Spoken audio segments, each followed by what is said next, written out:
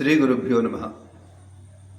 శుభ శ్రావణ మాస సందర్భంగా మనకు వాట్సాప్లో మనకు తెలిసిన వారు 2 ప్రశ్నలు పంపించారు. వారి పేరు కళ్యాణి.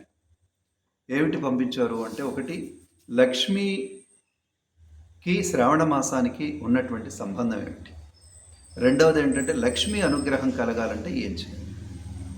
ముందుగా శ్రావణ మాసానికి లక్ష్మీ అమ్మవారికి ఉన్నటువంటి సంబంధం ఏమిటో చూద్దాం. మనకు మాసాలు ఎలా ఏర్పడతాయో గతంలో చాలాసార్లు చెప్పుకున్నా, మరొకసారి మీకు గుర్తు చేస్తాను. అంటే చిత్తా నక్షత్రంలో పౌర్ణమి కలిగితే దాన్ని చైత్ర మాసం అంటారు. విశాఖ నక్షత్రంలో పౌర్ణమి విశాఖ నక్షత్రంలో వస్తే దాన్ని వైశాఖ మాసం అంటారు. అదేవిధంగా శ్రవణ నక్షత్రంలో పౌర్ణమి ఏర్పడితే దాన్ని శ్రావణ మాసం అంటారు.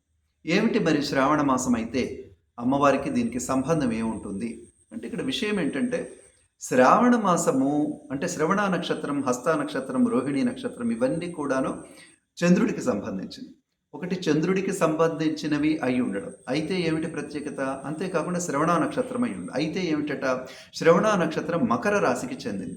శని చంద్రుల కలయిక మనకు తెలియని వైరాగ్యము, మనకు తెలియని నిర్లక్ష్యము, మనకు తెలియని ఏదో రకమైనటువంటి భావాలు మనసులో కలిగిస్తూ ఉంటాయి శని చంద్రుల కలయికలు ఎవరి జాతకంలో అయినా జ్యోతిష్ శాస్త్ర పరంగా.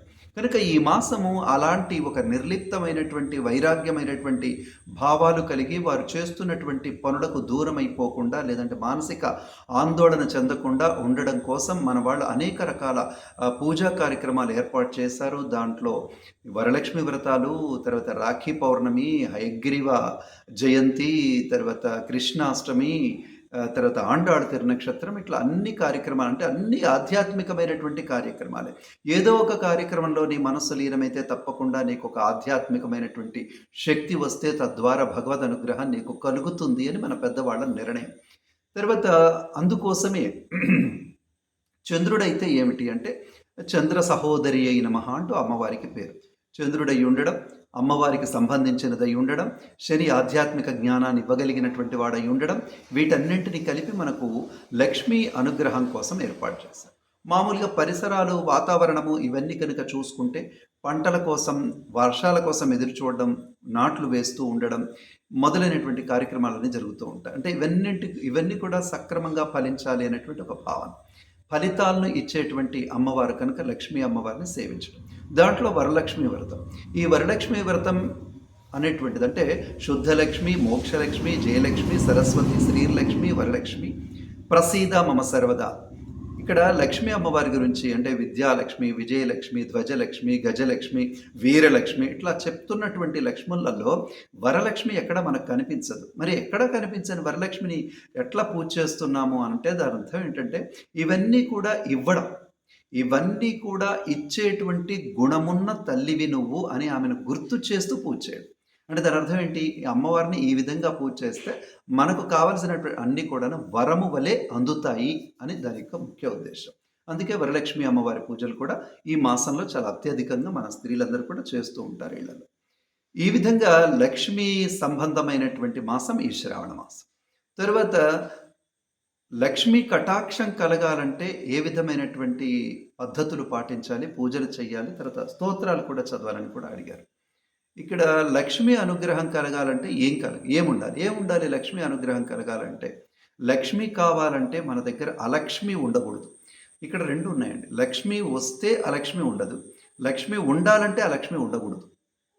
ఉదాహరణకి ఆరోగ్యం ఉండాలంటే రోగభరితమైనటువంటి రోగాన్ని ఆహ్వానించే లక్షణాలు మనలో ఉండకూడదు. రోగాన్ని ఆహ్వానించే లక్షణాలు లేకపోతే నీకు ఆరోగ్యమే. అదేవిధంగా నీ దగ్గర అలక్ష్మి సంబంధమైనటువంటి వ్యవహారం లేకపోతే, ఏమిటా అలక్ష్మి సంబంధమైన, అలక్ష్మి అంటే మామూలు భాషలో చెప్పాలంటే దరిద్రం అని అర్థం. అంటే దరిద్రపు లక్షణాలు నీలో లేకపోతే ధనమే, అది లక్ష్మియే అని మన పెద్దవాళ్ళు చెప్పారు.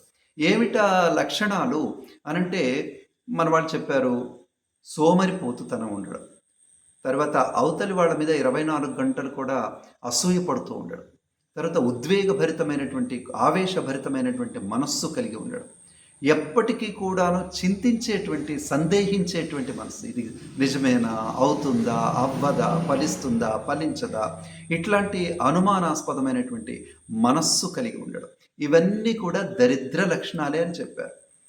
కాబట్టి ఇవన్నీ కూడా ఉండకూడదు. ఇంకా ఏం చేయాలి అంటే సహజంగా మన వాళ్ళు మన ఇండ్లలో స్త్రీలు ఏం చేస్తూ ఉంటారంటే పాపం వరలక్ష్మి వ్రతము లేదంటే ఇంకేదైనా పూజ చేసుకోవాలంటే పాపం పొద్దున్నే లేచి పొద్దస్తమానం కష్టపడి మధ్యాహ్నం దాకా శుభ్రం చేసుకొని ఇల్లు శుభ్రం చేసుకొని తర్వాత ప్రసాదాలు వండుకొని అలంకరణ చేసుకొని అప్పుడు కూర్చుంటే ఉస్సూరుమని ఒక 5 నిమిషాలు 10 నిమిషాల కంటే ఎక్కువ కూర్చోలేరు.